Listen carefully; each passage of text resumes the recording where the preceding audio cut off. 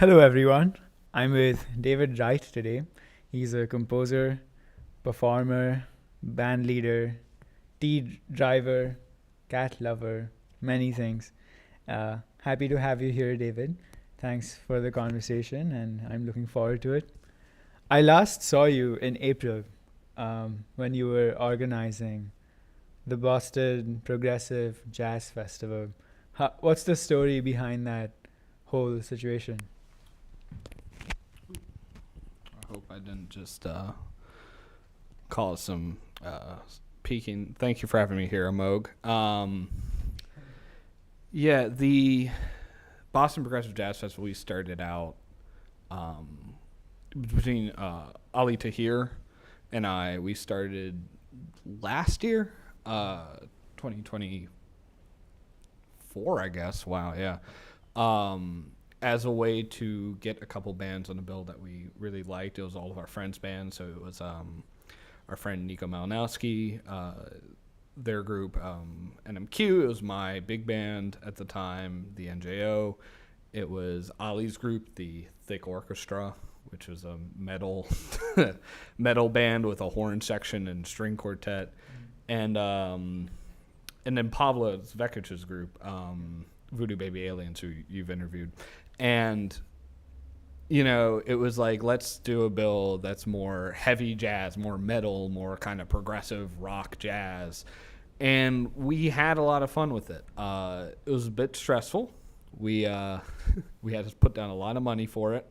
But all the bands in that initial festival split the bill equally, and we made a profit, and we had a great time. So we decided, Ali and I talked again, and we're like, yeah, we should do that again. And we brought in Nico Malinowski, who renamed their group Flora. And Nico, Ali and I started in December of last year, just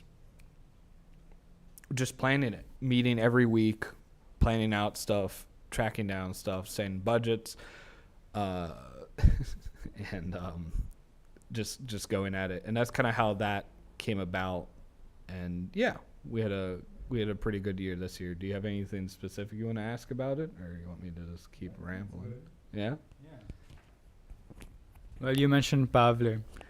Shout out to him because he's the one who thought of this setup, and you're the only other guest I've had so far who's visiting me during this afternoon period. So that's cool. What do you think of the jazz scene in the Boston area in general, and why did you feel like there was this need to organize this more progressive jazz festival? Well, jazz scene in Boston, a lot of people like to kind of laugh at because in some aspects it does not exist. You have places like the Monkfish, you have places like Wally's that are still around, but and I can speak from experience with larger groups or maybe more non-traditional hard bop groups. Finding a place to perform can be kind of difficult. And a lot of the places that will take you to perform are pay to play, or they're like the Lily Pad, you have to pay to have that space, or are typically used for other things. There's no real dedicated jazz venue space. Even Wally's will book non-jazz events there. And it might go down to the profitability of it, but it is kind of a shame given the academic status of this area and how many people come here to study, particularly jazz, that there isn't a better community. But what I will say is that there are communities. It's just they're very small and they're very niche and they're very particular, right? Like if you go up to the Monkfish, you have a certain group of musicians that play up there routinely, right? If you go to Wally's, that is a certain group of people that play over there. Now, to give Wally's credit though, and Wally's and the Monkfish credit, a lot of new folks that are coming through Berklee, and a lot of folks that have been in Berklee for a while, are able to bring in new groups, right, and play and that kind of stuff. So the communities there is a little fostered. It's a little insular, I think, because not a lot of these places will book people coming in from out of town, right? If you want to go and see those people, you have to pay a lot of money and go to the regatta bar, right? And an interesting community I don't see talked about a lot is actually particularly among people who don't perform in it, is the more improvised music scene, which I would still lump in with the jazz scene because it's entirely improvised, right? Even though they might have their own qualms about being lumped in with that. But they perform a lot out in more not nuanced places, but more out of the way places. So the Jungle up in Union Square will have them a lot. And the Jungle was mainly like an Indian punk venue. And then every now and then you'll just get a night of, I think I went there, it was like an hour of collectively improvised music. And I was like, whoa. And you can find these little, this community. I think it's probably the strongest community within Boston in the jazz scene, because of how tight-knit it is, but how willing it is to accept other people into it. You can find them up in Somerville. You can find them, I believe, Fort Point Collective. I'm not sure where that is. I think that's down in kind of South Boston. They have a lot of shows. And then there's this, I believe this, I can't remember the exact name, that CMC Creative Music. It's this guy who books a bunch of them. I believe his name slips me at the moment. But yeah, so he was at the Progressive Jazz Festival. He was handing out, promoting that kind of music, right? But if you want to say, like, is it like New York? No, it's not like New York, right? Like, there's less places you can go. The places you can go are more, not just dedicated to jazz exclusively. So a lot of people will go out of town for that kind of stuff. But I still think that there's a strong enough community here to warrant trying it here. Mm-hmm. But I think if you are easily frustrated, you should probably just go to New York. So we met at Berklee, and we only crossed paths because you were a composition major, and you pursued composition and jazz composition. I believe you did graduate with the double major eventually. So what made you decide that particular combination?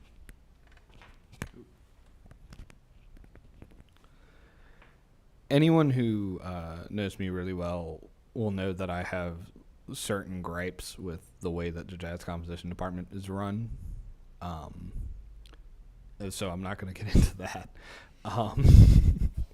To put it frank, I got to a point in jazz composition, it must have been like the end of the second year or the start of the third year, where I felt like I wasn't learning anything about composition. I was learning, essentially, I wasn't learning anything new at that time, any new techniques, any new traditions. And what was happening was, in all of the classes, they were bringing up classical repertoire. And they're like, check out what Bela Bartok did. And I was like, well, I'd rather go take the Bela Bartok class than get a quick survey in like 20 minutes of like microcosmos. Because, man, they love microcosmos. In the jazz comp department, they love that. Those piano pieces, yeah. And I mean, they're great composition exercises, right? But it was also at that time that I was like realizing, okay, so they'll teach you how to write for horns, but they don't teach you really how to write for anything else. So I went out and I took the CWP groove writing class, which I got good material out of. But really what was more rewarding was taking all of these composition electives. And, at a certain point, you start to realize like, wow, you can apply a lot of what they teach in the composition classes to jazz composition. Mm-hmm. It's just that the way that they're taught is under a different guise of tradition. Classical tradition is very, whether or not everyone's very embracing of jazz in the classical tradition, and not everyone in jazz is very embracing of classical. Mm-hmm. So that kind of disconnect, it was just nice to get the best of both worlds and then realize that I could combine both of them into whatever I wanted to do. So scoring for strings, awesome. The orchestra class, awesome. going even into learning about modern like 12-tone technique and matrix sets. I love matrix sets. They're so great, and I use them all the time in composition. But for jazz, right? So I feel like it just made more sense. I could do it within a year, which a big asterisk there, about that. But yeah, I think it was. I felt like it made me a bit more well-rounded in the approach and made me enjoy both jazz and classical a lot more by doing it. What were some of your earlier influences? Because I feel like you probably had an equal footing, maybe not in completely equal footing, but you had prior interest in both jazz and classical music. So I'm curious, could you share some composers whom you liked and enjoyed listening to? How deep do you want me to go here? As deep as you like. All right. So when I first got into music, I was into Koji Kondo, the Japanese composer who composed for the Nintendo games. Oh. So, but particularly I was really into his work around Zelda. I was really into that. A lot of it's very modal. And then going forward from there, I was really into Russian, like the Russian Five, like Mussorgsky and Rimsky-Korsakov. And like I really liked the late Romantic era. I really dug it. And this was before I even got into jazz. And at that time, I was listening to like electronic pop music and like Gorillaz, the band, yeah.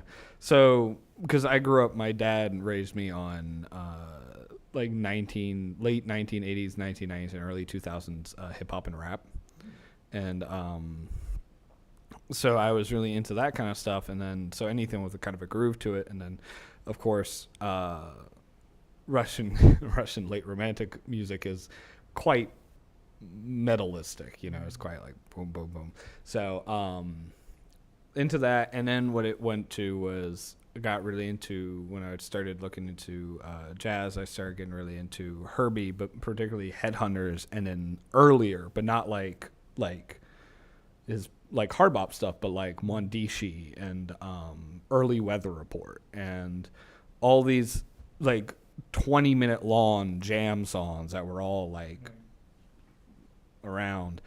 And I think that really is what set my tone for approaching, because later on I would get into like Coltrane, like during the classic hard bop era, like the records Coltrane plays jazz, or Coltrane's blues or Coltrane sound. Like I was really into those records.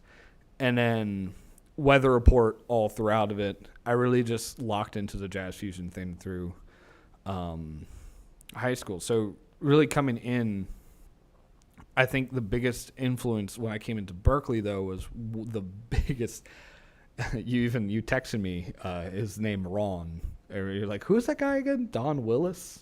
Oh, yeah, Don Ellis.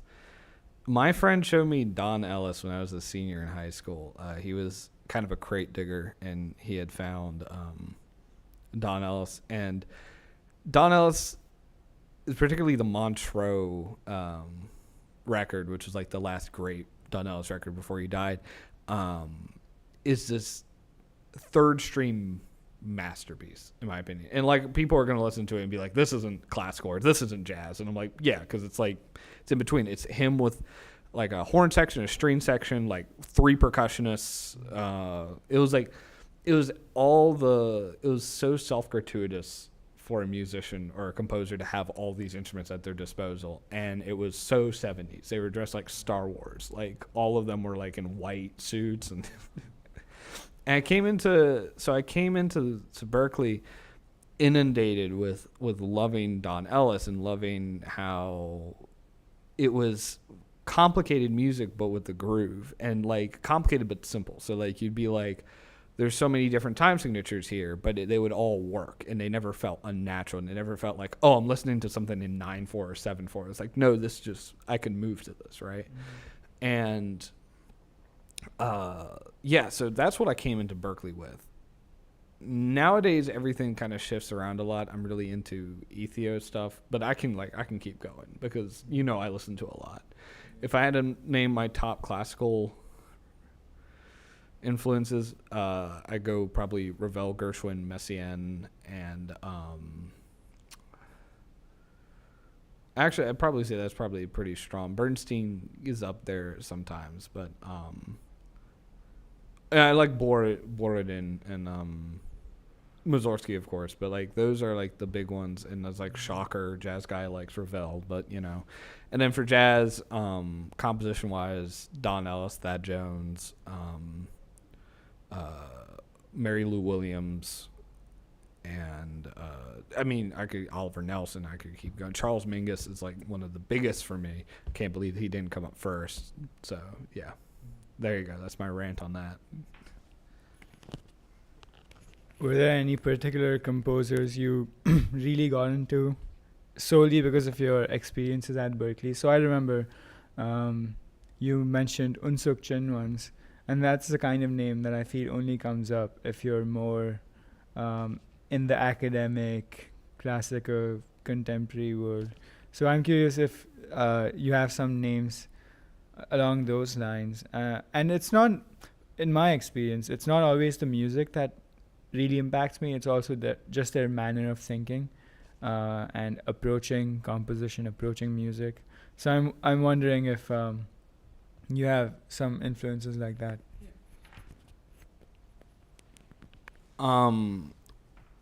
A lot of difficulty when it comes to looking. I don't want to sound like Alampour, Joshua Alampour, that guy, but like a lot of modern classical music kind of goes over my head sometimes. But Unsuk Chen was really good. But I'm not. I don't be fooled. I am not as into. My wealth of knowledge about him is very minimal. Oh. As you can tell, I really do not know very much about her, or just who they are.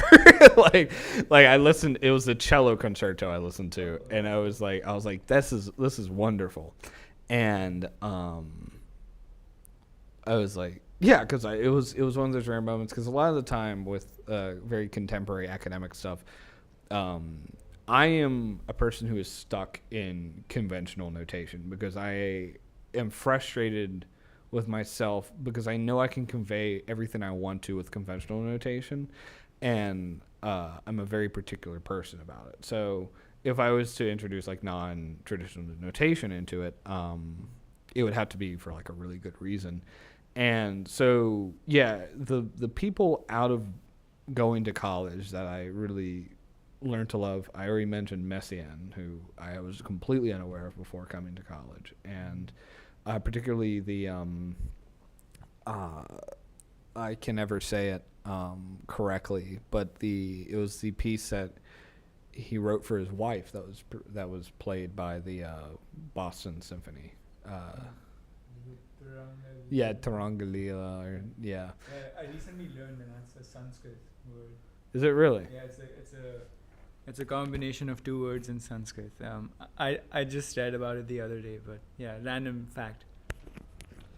I'll take that. And so yeah, Messiaen, his earlier works for Hans Martineau, like the Judo, Water Games, and I think that's him. I think that title is him, but I know that there's also a Ravel piece, I think, very similar to that. Other composers, I think, maybe more along the lines of what you're looking for. Penderecki I had never heard of, and Penderecki was really fun to learn about. I can't say I'm like all about Penderecki, but he had some later works that were quite tonal though, didn't he? Like after Threnody, he had like some really tonal works, and then but I'm gonna throw you a curveball. Let's see if I can remember this fellow's name. He was a Soviet composer, who wrote these pieces that were so heavily jazz inspired. I only found out about him when I went to Berklee. You know who I'm thinking of? Kasputin? Yeah. Yeah, Kasputin. The one who writes all those piano exercises or etudes, right? The very virtuosic ones. Yeah. I won't say I'm particularly inspired by Rasputin because it's very like, it's very jazz, but it's really cool. I think so. Other people that I've listened to, I don't know. I feel like I'm not going to give you the answers you're going to want to hear because a lot of the modern people I just don't listen to. And that's not because I think the music's bad. It's just because it's not my music. Like, if I'm honest and like looking at what I'm putting on my rotation, the most out there name I think is Milhaud, Darius Milhaud, Les Boeufs sur le Toit, the cow on the roof, mainly, and then Perseus, who was a wind band writer, wrote for a lot of the American concert band repertoire, but. Barber, of course, but this is like going into like the military American tradition a little bit, and not particularly with Barber, but Barber wrote one piece while in the military, I believe, for marching, for like a wind band, and then, I mean, you can go. One piece that I think was actually really cool, and I can't for the life of me remember who wrote it. It's the minimalism fella. It's one of the minimalism. I think it was Reich. I think it was a Dutch guy. There's a Dutch guy who writes. You know who I'm talking about? I think so. He wrote like it was like a piece with like two oboes and like voice and like. Yeah. It's so wonderful. I have it on my spreadsheet somewhere. I can let you know. It's beautiful, and I come across it every now and then, and I'm like, yeah, it's pretty nice. But like, I fall into this very meandering writing style that is very like, I couldn't just write the same thing over and over again, and I can't just sit down and do like like George Crumb stuff. Like I can't sit down and do George Crumb if I can't hear it, which I can't hear it. I can't do it. And George Crumb, like I don't know how George Crumb heard that. It must have been some different stuff in the 70s because I'm not taking whatever that is. You mentioned the American military music culture. That reminds me, I know you've described yourself as being very well versed in the American tradition, but I don't think, I mean, at least as a foreigner, I feel like I don't give the US enough credit for being responsible for birthing so many like different musical cultures. Typically people only think of, let's say, jazz, like that's very American. But I mean, you mentioned hip hop, I can think of rock music, and then there's all this band music, and there are so many different offshoots. So I'm curious, how do you navigate this mess of a musical culture? Like how do you even begin to digest it? It's really impressive considering how young this country is, but it's still so pluralistic. There's still so much that has happened. So I'm curious about your thoughts. So for a long time America struggled to separate or create a distinct musical identity for itself. And the earliest that I believe that we see of that being like a unique thing is the ragtime. And even earlier, I think there's some musicologists that identified like the blues and a lot of black folk songs as like distinctly American. And like an interesting thing always to me is like there's always been American folk music, whether it's indigenous, whether it's African, or whether it's like white, whether it's like Foster, yeah, or like here's something. So like the banjo, right, is an African instrument. It originated in Africa. But when you think of the banjo in the context of American traditional music, you likely don't think of that. You'd likely think of mountain hillbillies, right? And like bluegrass and old time. And well, that's where I come from. But like, I didn't grow up. My childhood pediatrician was a banjo player, but like I, you know, I didn't. I don't think that the world really paid attention until the cakewalk. But what happened is, America has this thing where it's trying to establish itself culturally from Europe, right? And it keeps importing people. Like Dvorak came over here, right? And like they'd have like visiting European, the elite did, right? But then the common man is like, I don't care about this. So you get to, I believe, the first great, and I'll put like the word white American composer, because I think Joplin's like around the same time, a contemporary. You get Joplin and Joplin's contemporaries writing ragtime music, and finally going and making the decision to blend like their folk music with European classical and white folk music, and kind of combining that. So bringing the rhythm and the phrasing and the language into the European tradition, so it's actually accessible to Europeans, right? Like Europeans are now buying sheet music and being like, what? So that's why you see like Gollywog's Cakewalk, and like even like the later on when they're like jazz, right? In like the 20s, like you have the jazz moment in like some Ravel pieces. You know, it's like, yeah. And of course, yeah. And then jazz goes down a whole route, right? And from jazz, you get all of American pop music, right? From jazz and jazz influencing other things, it just becomes this big. You know how in the 20th century things just moved really fast? Yeah. Like things just moved really fast. If it wasn't for the invention of the phonograph, right, we wouldn't have built an industry on music, right? And because we live in a very capitalist country, immediately what's the first thing you do when you realize you can record music? You sell it. So then what you get is a lot of selling of records. And since the phonograph was an American invention, well, debatable, but since it took hold in America very firm with like the radio and that kind of stuff, the American people have a completely different mentality than the European population at that time, and they start to embrace what I guess would be considered a little gauche by the elites, right? They start embracing more popular music, but at that time, you still have, at that point, you get like Charles Ives coming out. You have the great American classical composers, and they come out at one time and around the same time as the invention of like the phonograph. There were composers before then, but because the phonograph comes out, because the world's coming increasingly global, you have these composers starting to come out that are able to make themselves more distinct from the efforts of what's going on over in Europe, because they're completely separate from Europe, right? They're not receiving the direct influences all the time, right? And what's important to note is, I mentioned Sousa. I'm going to go on a long tangent on this one. Sousa pioneers kind of this entire marching style. It's not unique, right? But the American march, right?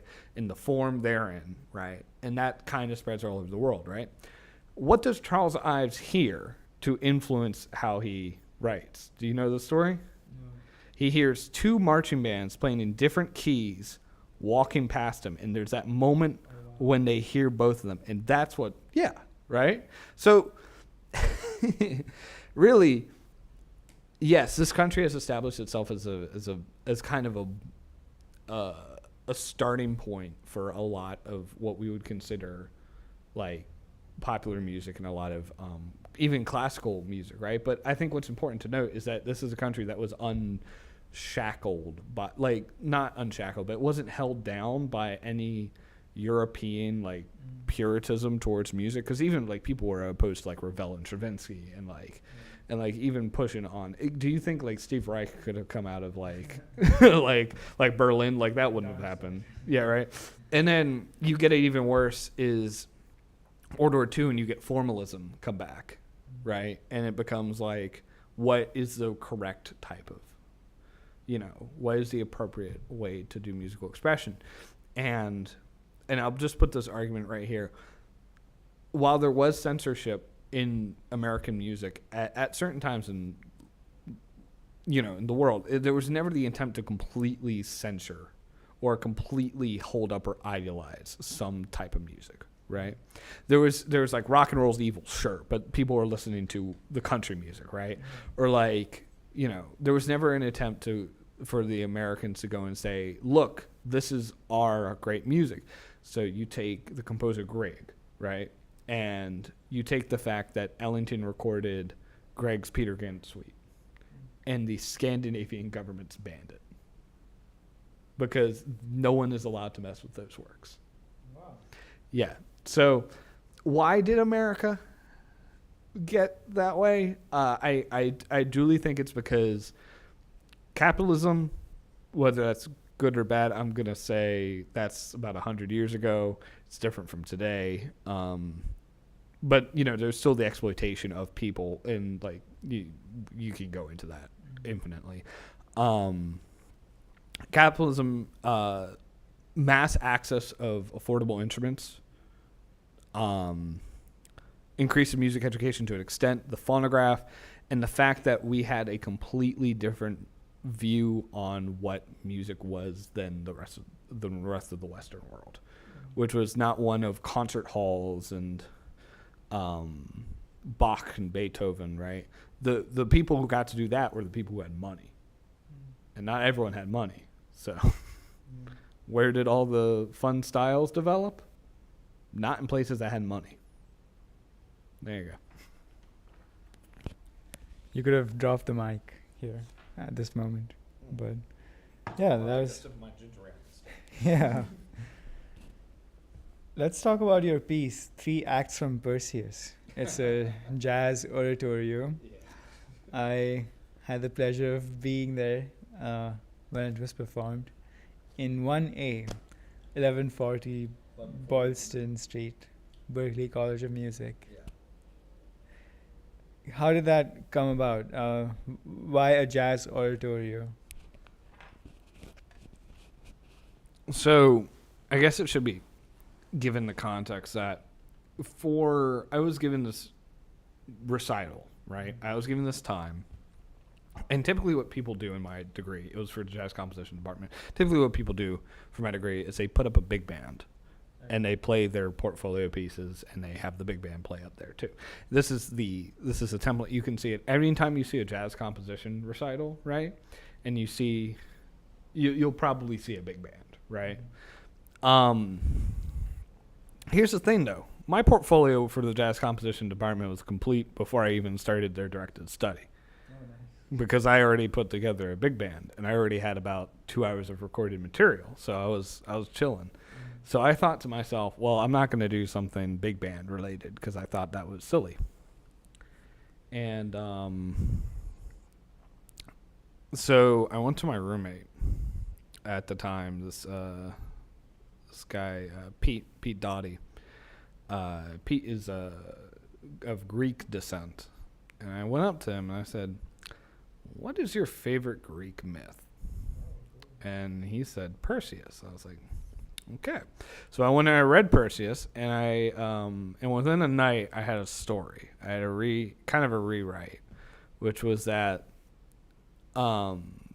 Perseus was a child of sexual assault, right, from Zeus, right? Like the direct, and like you read the story and it's like it's obviously clear, but then it's reframing this entire story not as like Perseus going to kill Medusa out of anything than like defending, an island or defending his. In the story, it's the king of this island, Dictys, who I think my pronunciation of it was so bad that when I gave the vocalist the instructions, I told them that it was Dictys. Okay. So they would say Dictys, and I was like, that's not appropriate. Okay. But it's on the recording. And he threatens Perseus and says, if you don't give me your mom in marriage, like if you don't go and do this, I'm gonna take your mom for marriage, right? Like, I'm going to, like, you'll be kicked off the island, or I'm taking your mom or whatnot. And so I had this whole story, and it was really that Perseus's mom was psychologically predisposed, thank you, to actually not like Perseus, and was psychologically manipulating Perseus throughout to get her own revenge.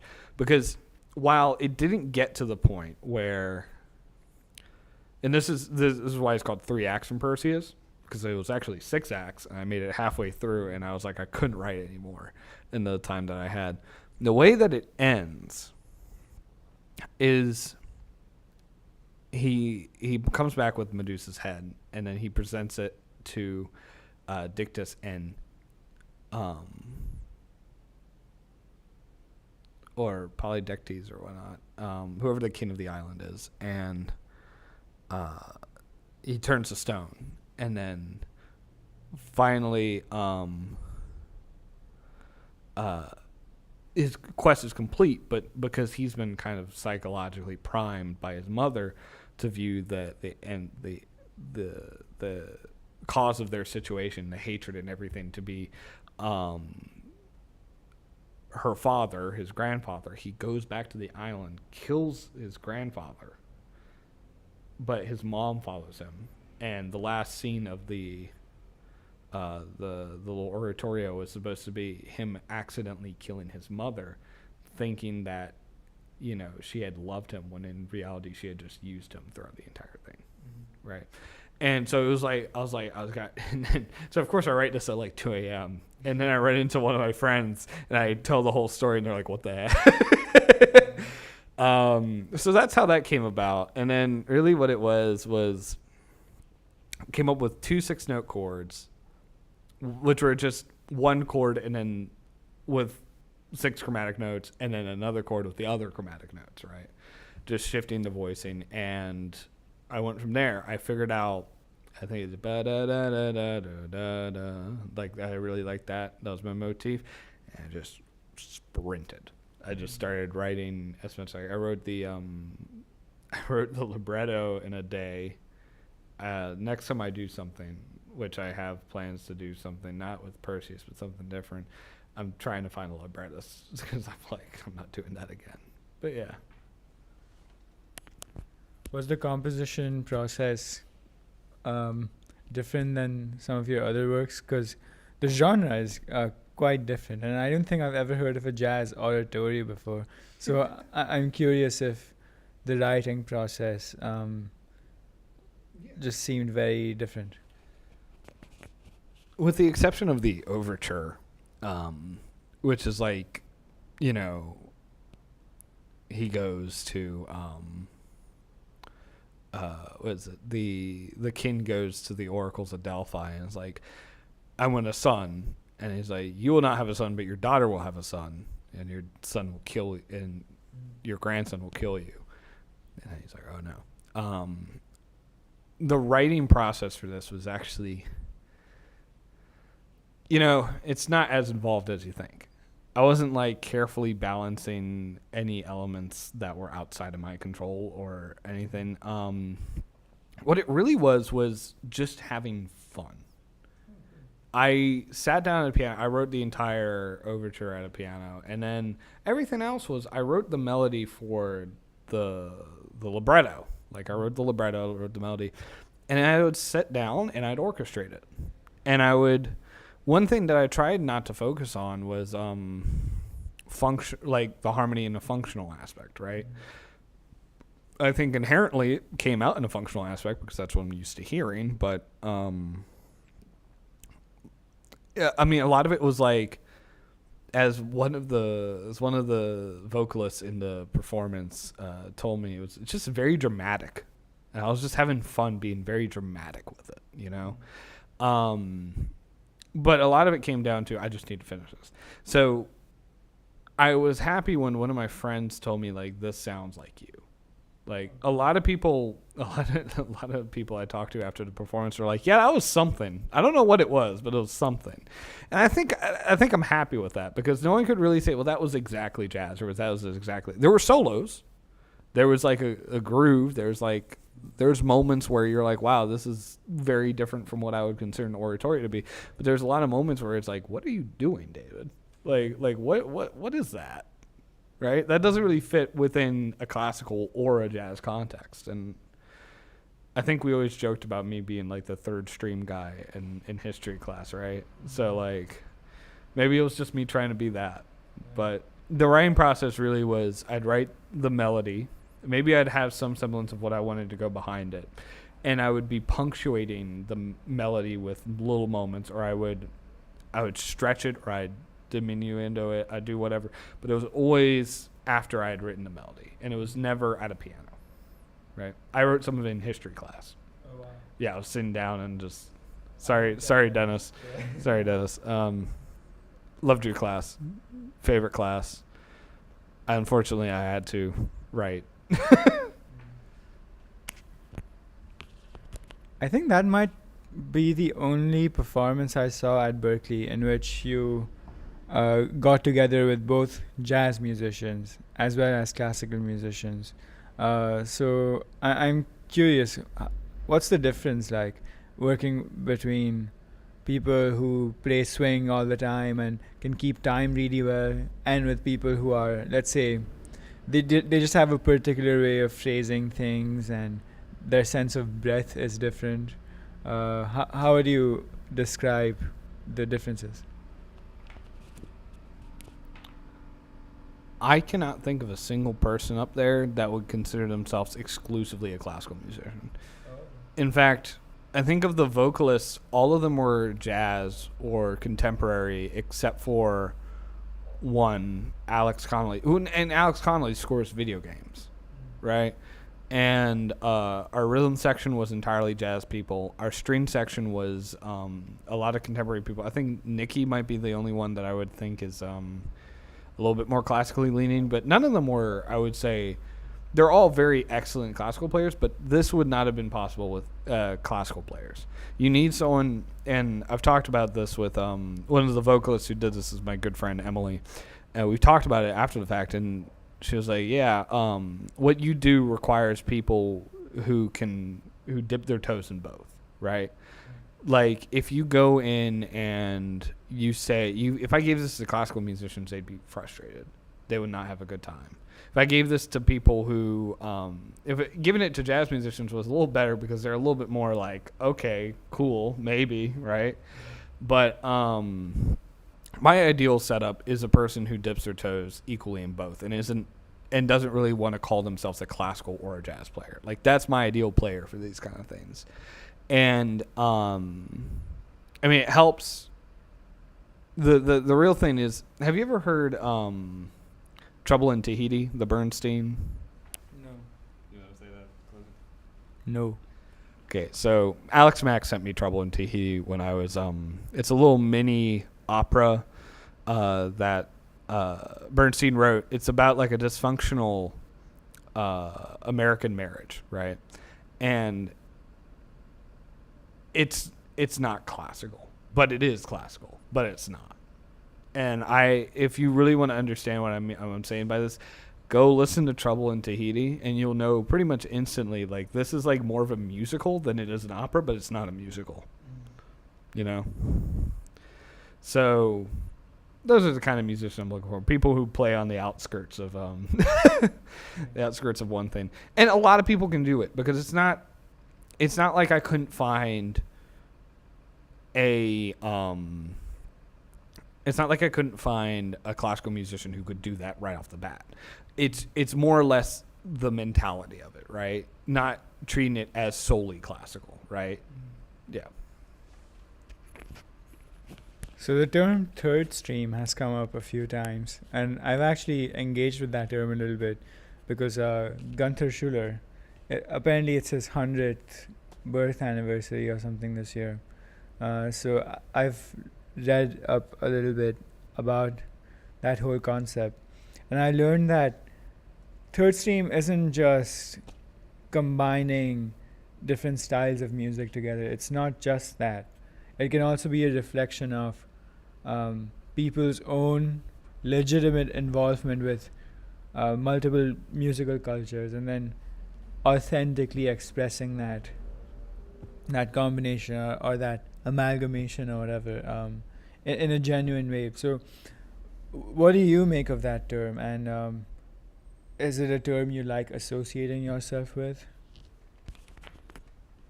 I think it's a term I like associating myself with, but it's one of those terms where, and if I'm not mistaken, he once said like he at one point he was like, people were making a bunch of third stream music, and he was like, nobody is nobody is doing that correctly. It's a handy way to say to a person, I make music that doesn't really fall into a specific category. And of course, what I've been making recently does fall into more of a category, right? But when I want to do classical music, if I had to like put third stream in like in a more approachable sense, an American in Paris, right? Like an American in Paris is classical, right? Like there's no doubt about it. It's classical, but you're like, oh, but it has jazz influence. I'm like, okay. So take that, right? That can be your starting point. And then extrapolate that a little bit. How could it be more of one thing and more of another thing, right? How can it be more jazz? How can it be more classical? And this is where you start to go into this interesting realm of classical music where it doesn't sound like classical music. There's a composer who wrote for 2 orchestras, a concerto for 2 orchestras, Sophia G. Gubler. Yeah. Have you heard that piece? No. It sounds like a Bond movie. Right? The real thing about third stream that I think helps is it just helps communicate something to you. But the minute that you try and say, like, this is what it means aesthetically, this is what it means, like you have to follow these set rules or it's not third stream, right? It falls apart as a concept, I think, because all genres are subjective. All language is very subjective. You know this from firsthand experience, probably going around and being like, we've had arguments about this before, about what's a composition, what's not a composition, you know. But I think for sake of clarity, yeah, I think I'd consider third stream to my point. And I do think, as you illustrated with Gunther Schuller saying that it's mostly based on someone's experience with those musical cultures. Yeah. I mean, it just makes sense. I mean, the imagery is really a little misleading in my idea, because it's, when you view it, it's 2 streams that come together into one stream. So you have like 2 different color waters mixing together. You ever go near the ocean where like fresh and salt water mix and you get like brackish water? Maybe. Yeah, so like estuaries are a good place for that. Like at the mouth of any river where it turns from salt water to fresh water, there's this water that is equally saline as it's not, right? So it's like half as saline as normal. And it's brackish water. And that's how I view my music. It's like, if you take a cup of that water, it's not always going to be half and half. It might be more of this, more of that. But there's always going to be a little bit of each, you know? Yeah. I really enjoy that whole concept, because I feel like that's a very accurate way to describe most people's experience with music these days. I think it's very rare to find someone who's just steeped in one musical culture and never tried to look beyond it. Like, even if you were raised in a very classical in a very classical music way, you have phones, you have the internet, you're inevitably going to get exposed to, say, I don't know, electronic music. And so I feel like that term, third stream, at least in the way I understand it, it just describes things very, very well for all of us now. And it's like we no longer have these pure streams running anymore. I think we are all immersed in this brackish water, as you say, just because of the kind of society we live in.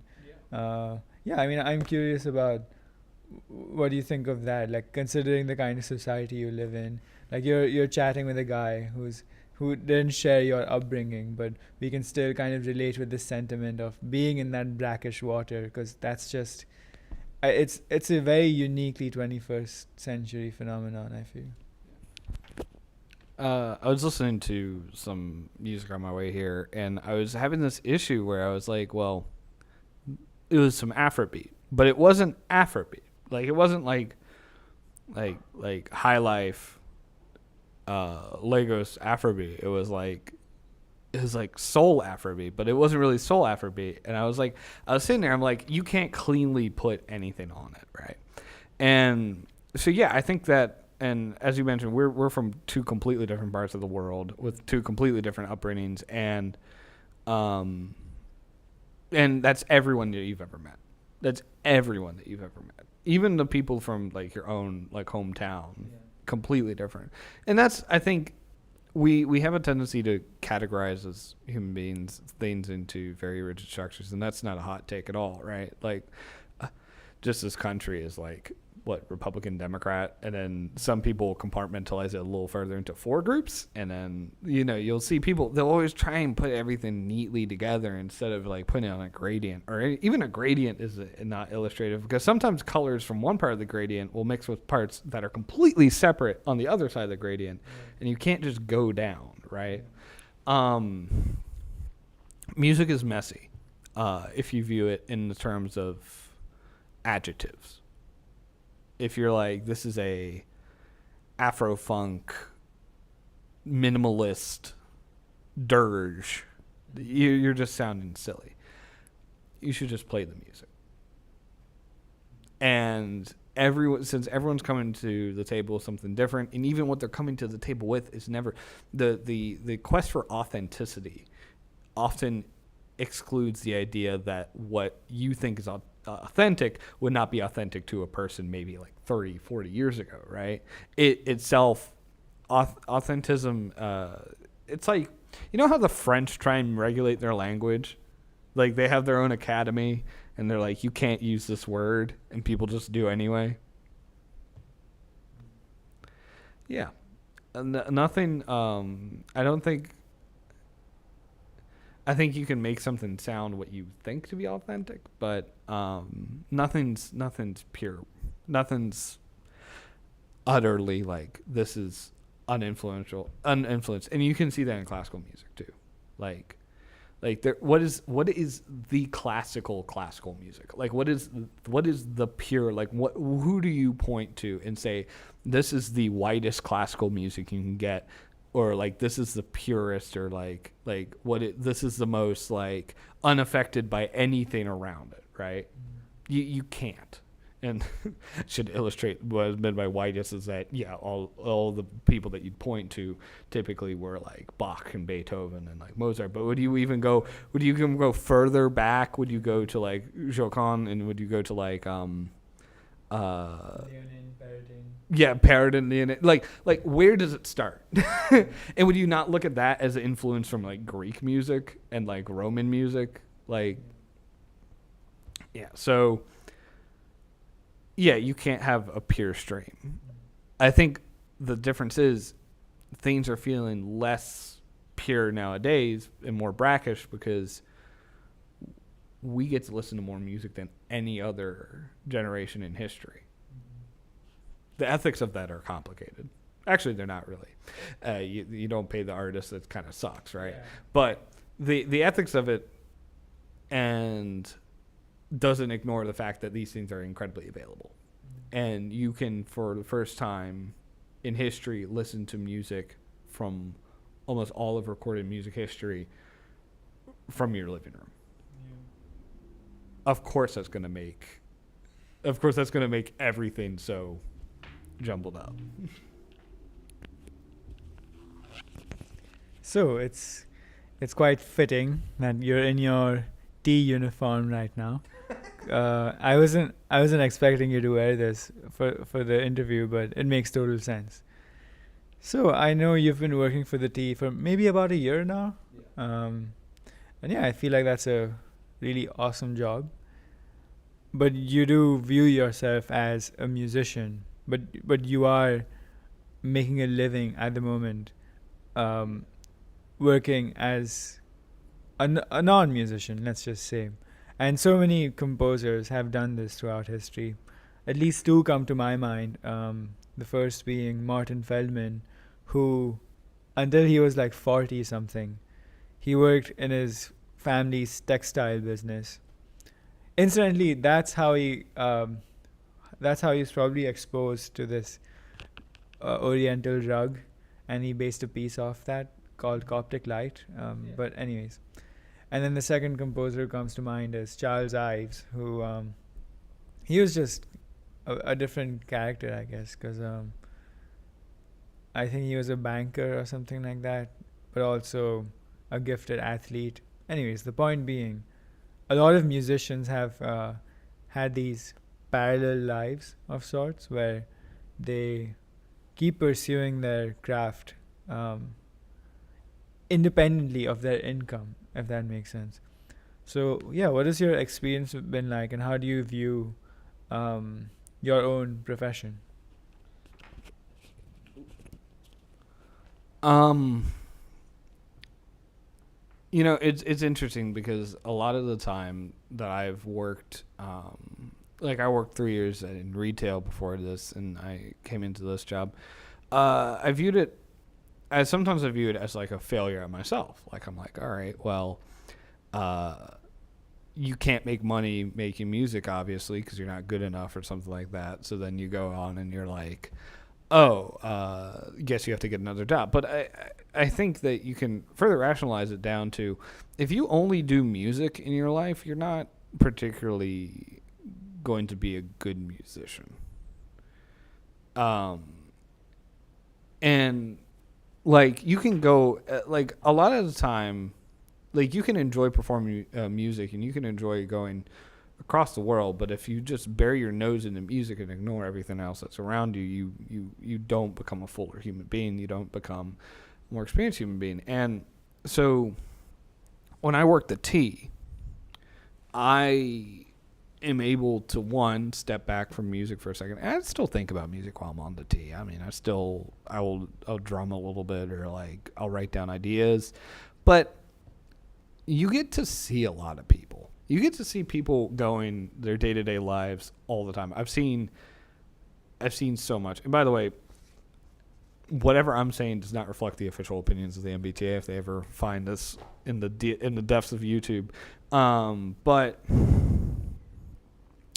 yeah, I think that when it kind of lets you have a stable income. Like that's wonderful. And a lot of people don't have that. And a lot of people are fine not having that. And I understand that. But if I didn't want to move to New York and I needed to create an income and I couldn't move back to Virginia, so I needed an income and this was a great way to do it. Would I rather be doing something music? I don't know. Because sometimes if you make music your means of living, you start to view it differently, right? You start to not view it in a rewarding way or like an artistic pursuit. I think one of the most wonderful things is the fact that you can find music that people who did not study music or did not practice music in like a traditional way have made. You can just find it out there. And there's tons of recordings of people just making music. And some of it's good, some of it's bad.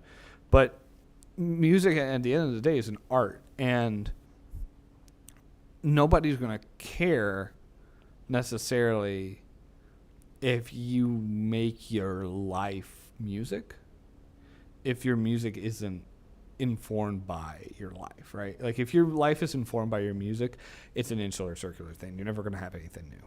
But I see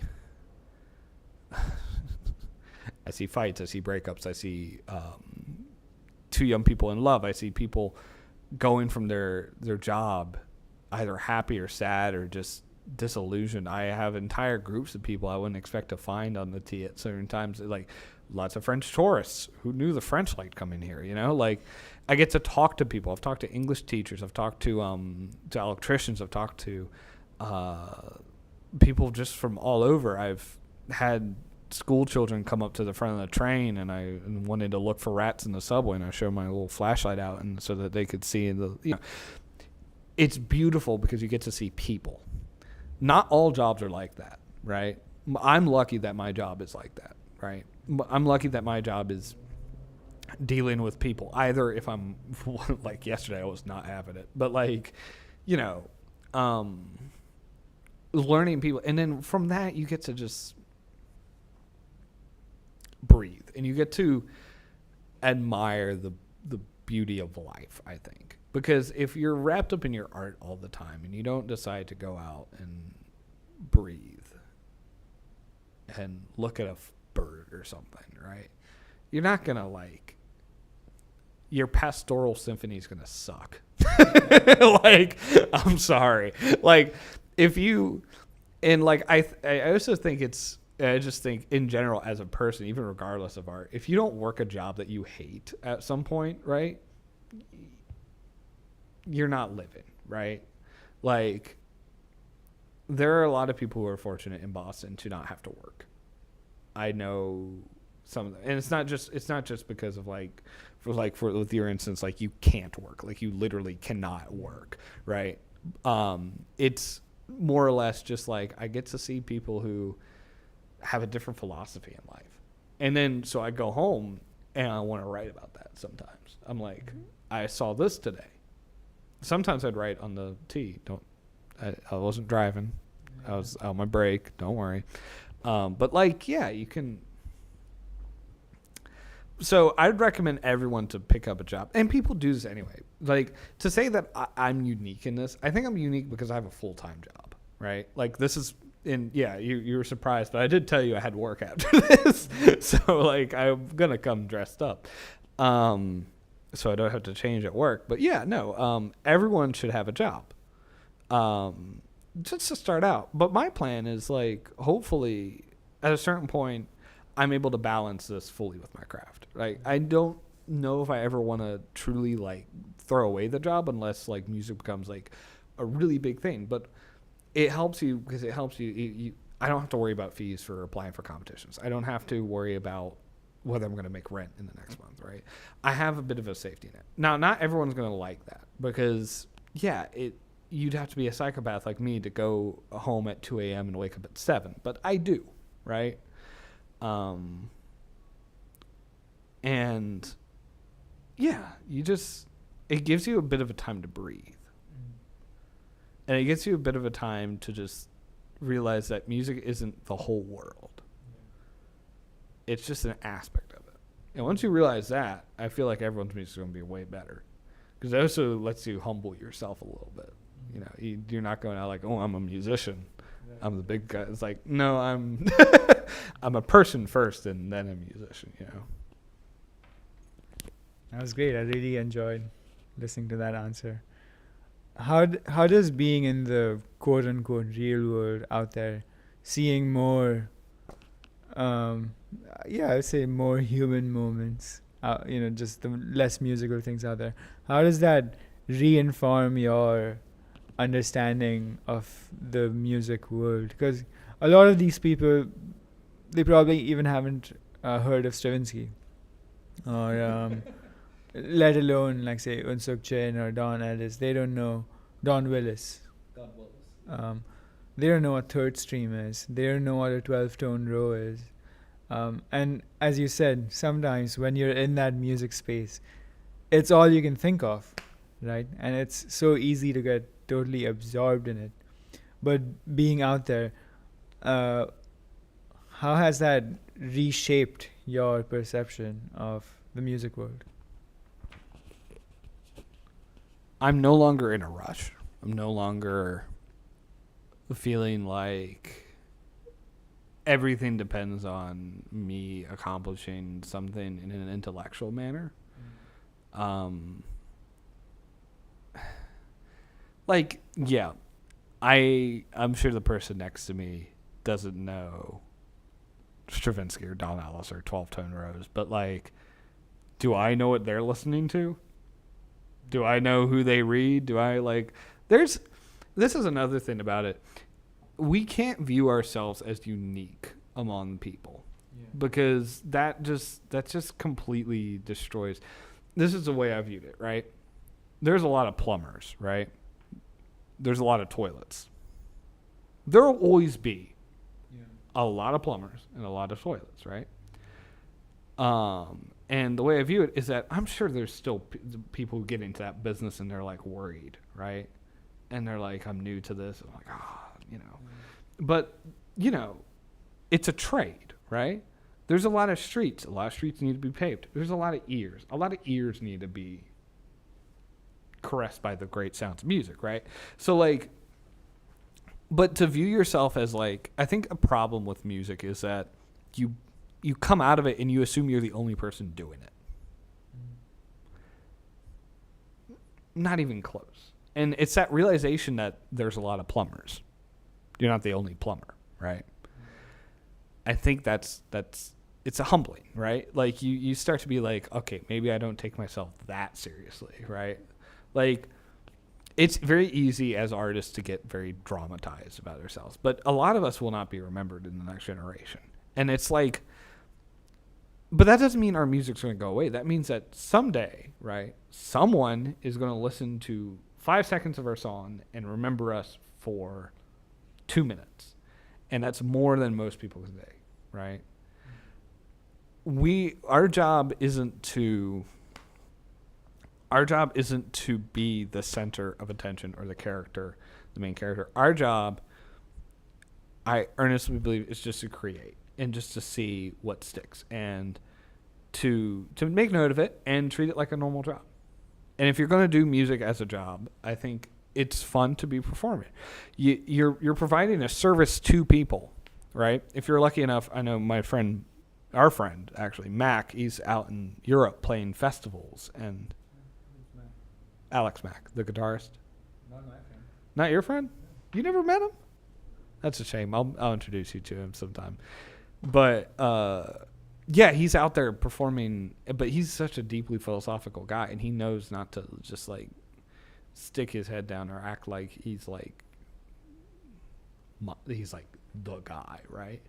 A lot of people are going to have a lot of opportunities, especially after you come out of Berklee. You're going to watch a lot of people go past you, and you're going to think that you're awful because of it. Like you're just like, you're bad or you're not, and you just have to realize that like they're no better than you are.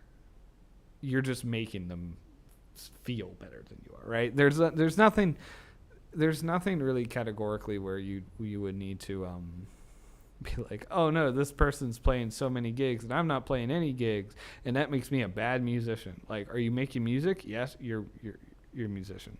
And I feel like I lost where the question was, but I think it really was like the question of Just how it reshapes how you view your relationship to music. If you work another job that you like, you will find a much healthier relationship with music. If you work a job you hate, you will just establish that you want to do music even more, right? Right? But if you find a job that you like, you'll be able to relax a little. Yeah. Well, as you said, I'm not able to work in, let's say, retail or the tea. I wish I did. I think that would have been good life experience. And you're convincing me even more now. So, yeah, maybe at some point. Yeah. You had a big band that recently disbanded. It's called the NJO. Would you like to share the story of how it came up and how it disbanded? Yeah. So I met this professor, Greg Hopkins, at Berklee. This is a Buddy Rich guy. He wrote for Buddy a little bit. He wrote the Nutville arrangement, and I was like, whoa, that's the arrangement I listened to in high school. And I was like, whoa. Yeah. But anyway, he was the leader of the BCJO, the Berklee Concert Jazz Orchestra. And I asked to shadow that band, and I did. And I volunteered and did library work for that band. And actually, at the end of it, he insisted so much on me getting paid that I became like one of the first like jazz comp student employees I think that department's had or has had recently. And it started, a bunch of people are now employed in the jazz comp department. So you're welcome. And because of all that, but I came in on the last semester of that band. Greg was finally going to put up that band. And I got to the end and I was like, that's just so sad. Like something like this needs to keep going on. And I had talked my freshman year with this guy about doing a big band, and he told me that he had tried and it had failed miserably. And the big problem was rehearsal space and keeping a consistent roster. So I approached Greg, and Greg said I shouldn't do it. And then I approached another professor, and the professor was like, yeah, I'll help you, and then kind of backed out of it. But at that point, I just gamed the system. I asked a bunch of people, and I knew a bunch of people, and a bunch of people graciously said yes. And we started doing weekly rehearsals in the project band room, and from there it built. And I wrote like 11 big band charts in 1 year, which was a doozy. I was just writing all the time for this, and this is partially why the Perseus thing didn't get figured out, because like I was doing this on top of Perseus, right? I was writing a lot. I was having a good time. I was figuring out how to conduct. I met a lot of people through this band. I met a lot of people. I'm sure I pissed off a lot of people too, not in like an anger way, but more of like an annoying way. Like, hey, can you come sub? Hey, can you come sub? Hey, can you come sub? Because I always wanted a full band, right? And it's really hard when like 4 people call it a rehearsal in a 19-person group, and you're like, I'd really like to hear this part that I wrote. But it was fun. It was good. I think I ended it so I could have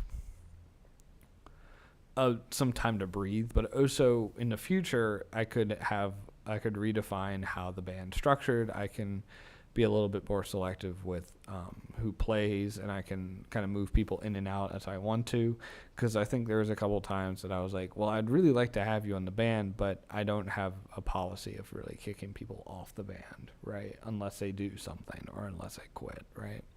And you know, it was always a game of like, I didn't want to, there's a lot of people who felt really good about the band, and ending it was not a hard decision, but it definitely, it's been a couple months, hasn't it? It's felt like a year since I ended the band, but it was a rewarding experience the entire way through. I think, but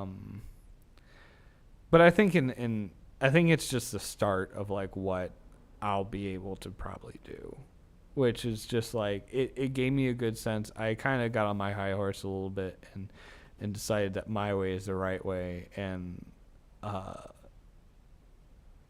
think with some tweaking and editing, I'm figuring out how to run groups and conduct groups. And Ren trusted me to conduct their recital. Ren's my roommate, and they had a little big band with a string quartet, and I was doing like, I was suffering.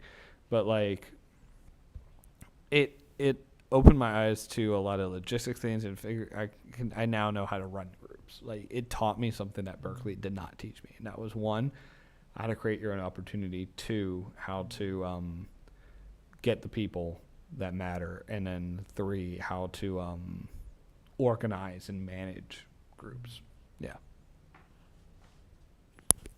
It's definitely, it sounds like a very holistic musical experience. So yeah, I really admire that, and thanks also for giving me the opportunity to sub in. You did one time. I did that one time, and it was a really cool experience. Very out of the ordinary for me personally, but very memorable. I think we were in Alston, because we were rehearsing for the quartet at one point. And I remember you told me that that afternoon that you were planning on venturing more into classical music and getting your classical music performed. So, is that still the case? I know it's been a long time since that's happened, but I imagine it's a lot more challenging to perform your classical music as opposed to jazz music. Because despite the perceived lack of popularity of jazz, I feel like classical music is even more unpopular. But it might just be an aesthetic thing. So yeah, I'm curious what your plans are with that. I said it a couple times to a couple different people that I wanted to do chamber music a lot more. I wanted to write a lot of chamber music. I have not been doing my part in that. Life gets in the way of so many different things. I'm working with actually a new band called Bund, which I'm trying to debut next month. But yeah, and that's really been my focus there. It's awful tricky because you ask, like, what's life like in the real world, right? You asked me that question. And it's like, some professor said to me, I think it was Alan, who said, Professor Alan Levines, who said, you're not going to have as much time as you think you will after you get out of college. And he's completely right. Because I'll tell you, a lot of the time I'm running around, I have obligations outside of music all the time. I have to clean my apartment. I have to feed my cats. I have to do grocery shopping. I have to cook for myself. I have to prepare food. I have the 8-hour shift at the end of the day that I have to prepare for. Sometimes I need a nap before that. I fish sometimes. I or I'm going to go do something with my partner, right? Like we're going to go tomorrow and see the jazz festival.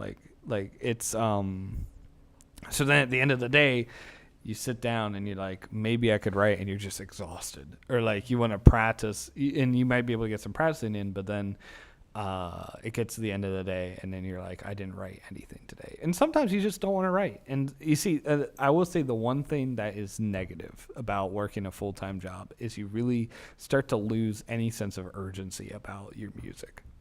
You do. You start to, and that's why you have to be on yourself about it, right? Like, oh, I'm going to write. You have to be like, I'm going to write, or you're not going to write. So I've written some classical things, but nothing like complete. But the funny thing is, I don't think it'll be hard to get it performed, because the way I'm trying to get it performed is not publicly. It's like in private, just like record it, right? Now, doing public performances, sure. This kind of goes down to my entire thing about programming. It's like, why can't I put my string quartet next to a punk band? Why can't I go and sneak in? Because you don't need to always do it in a church with a bunch of other pieces of music for the 6 people in the audience.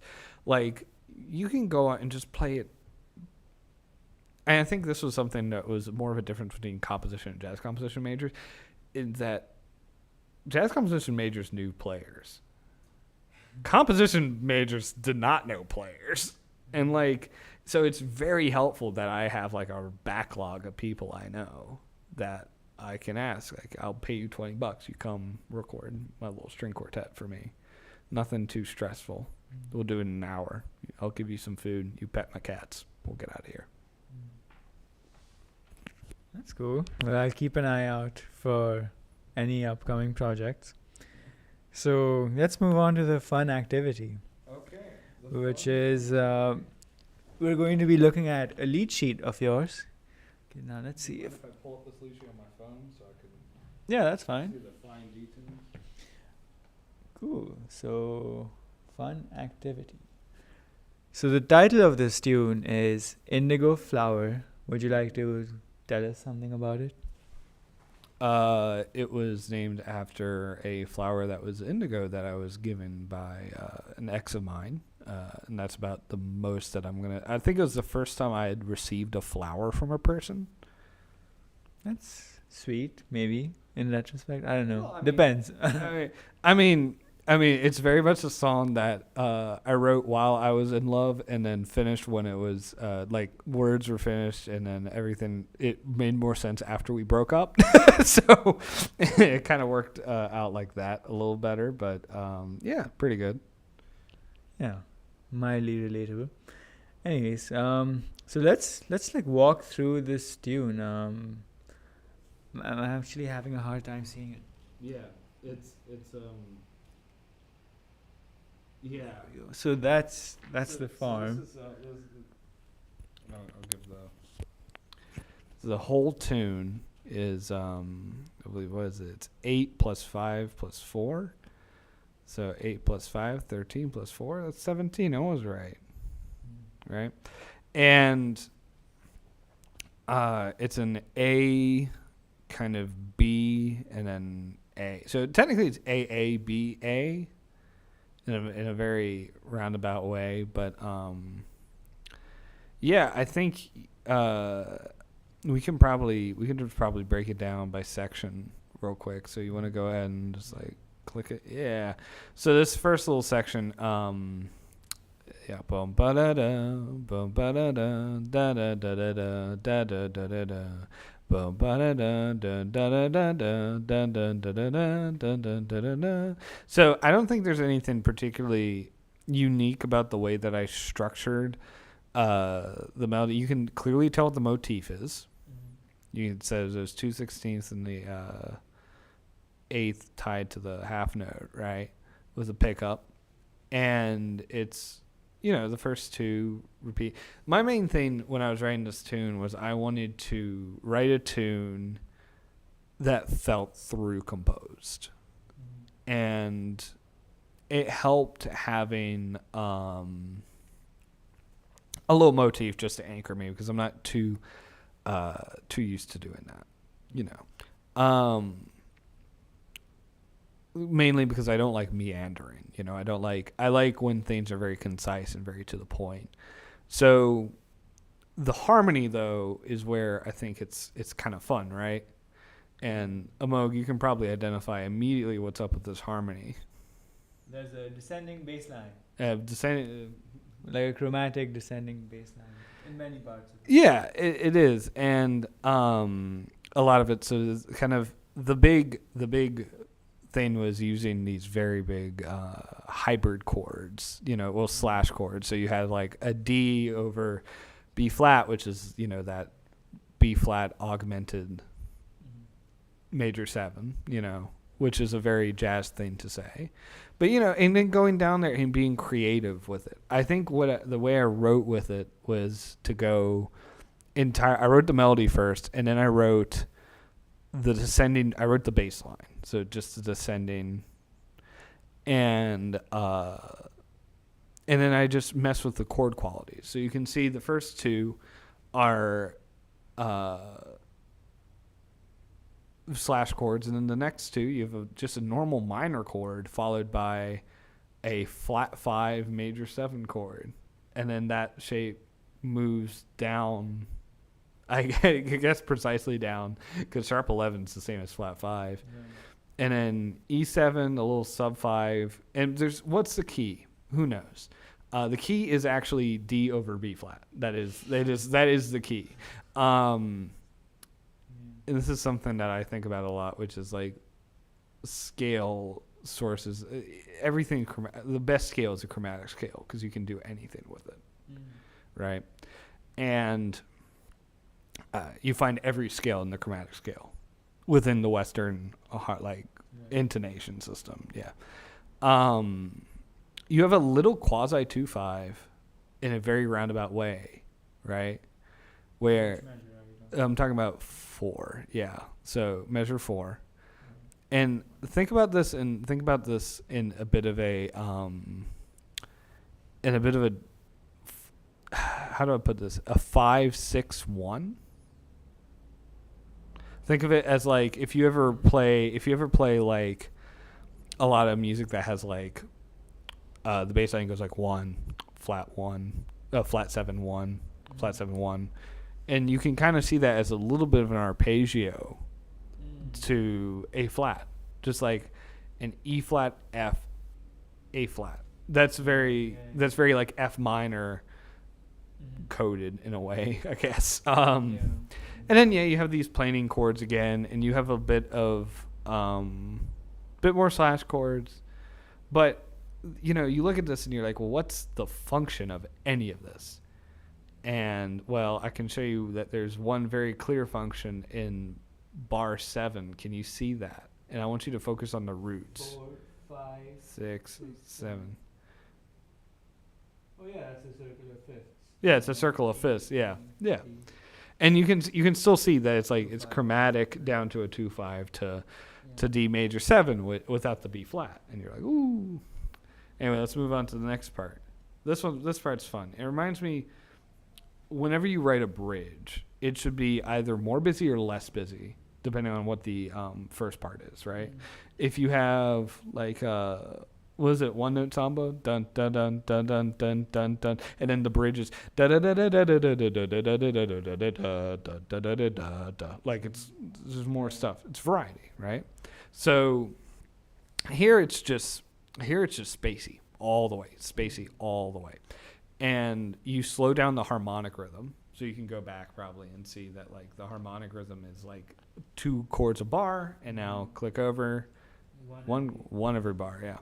You still have this descending bass line, but it's just this motif transposed twice. So B flat down to G, and then you have this new motif that appears and this was just part of naturally writing a melody, right?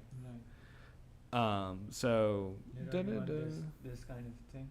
Well, yeah, so it starts on the 3rd bar there with the A major 7, the bum ba da bum bum bum da bum bum.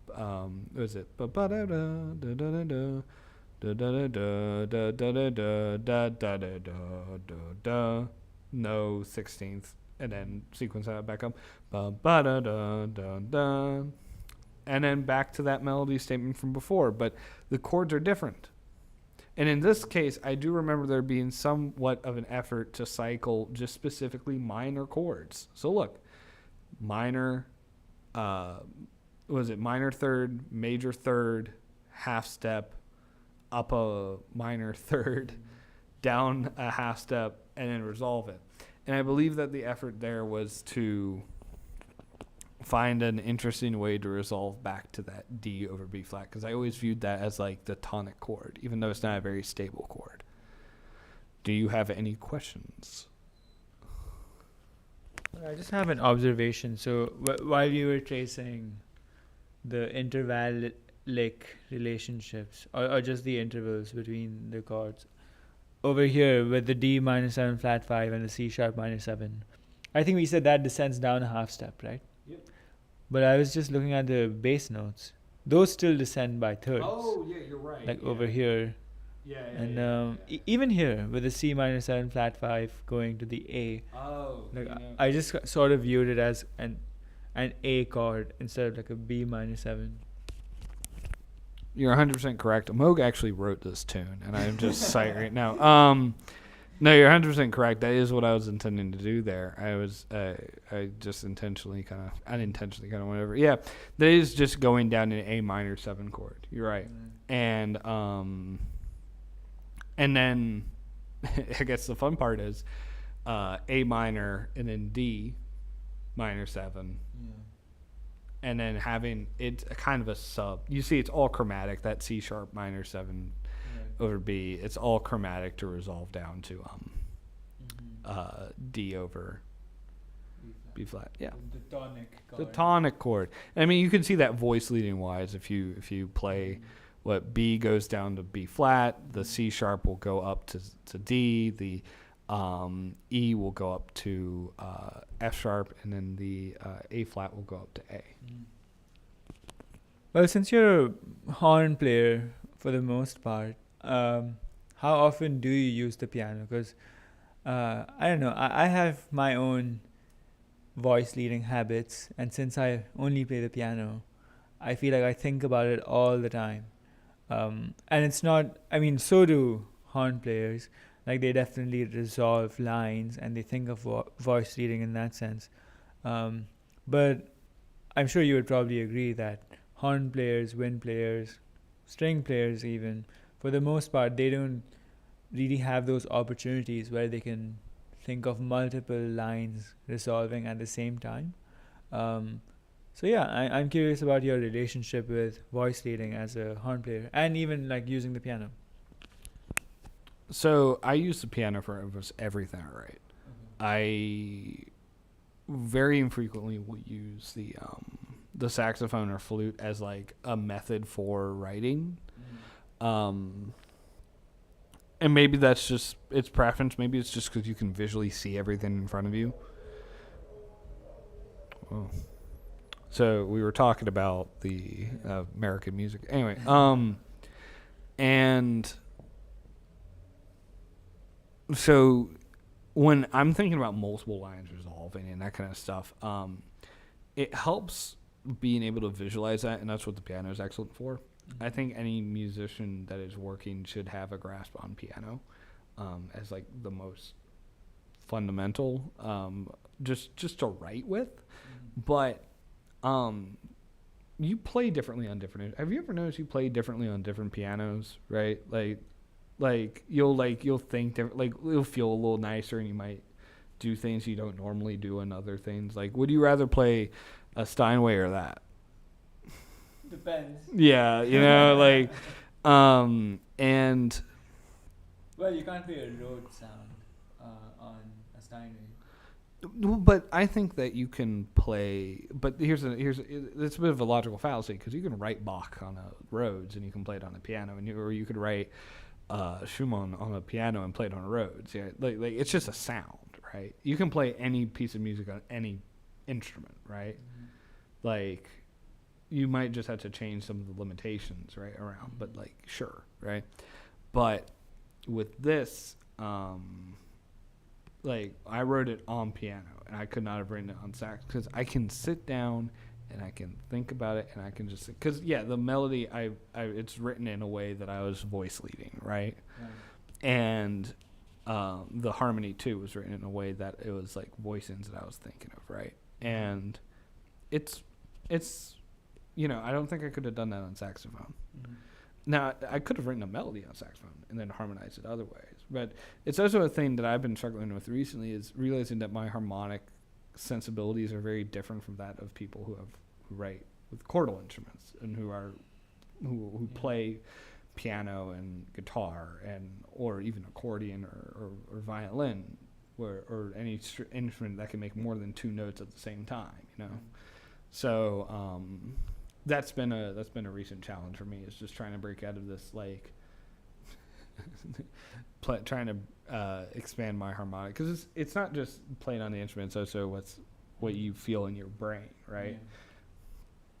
So you're gonna write stuff that feels comfortable to you, and if the only stuff comfortable to you to play on piano is 2 5s, then you're gonna write 2 5s. I think looking at the score now, especially the opening, I feel like I've actually played this before, because there was this one time I went over to your house in... I don't really know what the area is called. It's past Brookline, right? Is it Alston? No, it's the it has a cool name. Pembroke? Is that where you live? No. Wait, what? I lived in Alston. It's the one like where your landlord was the stained glass. Oh, you're talking about Oak Square. Right. Is that where you live still? Yeah. Oh, okay. You're talking about where I live now. Right. So when I went over there, I'm pretty sure we jammed on this tune, so I have an appetite to maybe learn it at some point and, interpret it on my own terms. Well, David, it's been a pleasure. Really enjoyed this chat. Thanks for watching, everyone. Not that I'm expecting anyone to be watching right now. Where can people find you on the internet? Anywhere where, if you look up David Wright's music, like the verb to write, Wright's music, that's the best way to find me, because David Wright is such a very common name that there is another musician in Boston called David Wright who has a website and who ChatGPT will tell you is me. So, or you can just look David Wright Berklee, you might be able to find it. But David Wright's music all together, that's probably the best way to find me. Well, I actually did find another David Wright who went to Berklee at some point, but it was weird. So Was he a British guy? I'm not sure, but yeah, it's British interesting. guy. But yeah, David Wright's music is a very clever way to do it. I'll give you one more. I was recently reached out to through my website by some people looking for an a cappella chart that I had written. And you might be surprised to hear that I've written an a cappella chart because I've never written an a cappella chart. One of the most prominent American barbershop quartet writers is David Wright. He is a professor of mathematics over in Missouri. Oh. And I was able to find his contact and get him squared away. And I asked for lessons, but he kindly deferred me to a textbook he had written. So, so there you go. Cool. I think this is a nice place to stop. I tend to wait for a little bit because sometimes the stream lags behind. So we're just going to hang out. Yeah, this was fun. This is the after party. Welcome to at the Amog's place. Yeah, the most. To the pad. Yeah, that's crazy. I've had 3 this week, and How many more you got? some EPD folks. Thinking of calling some more friends, but yeah. Oh, your phone was there. I think I'm not be sitting on it.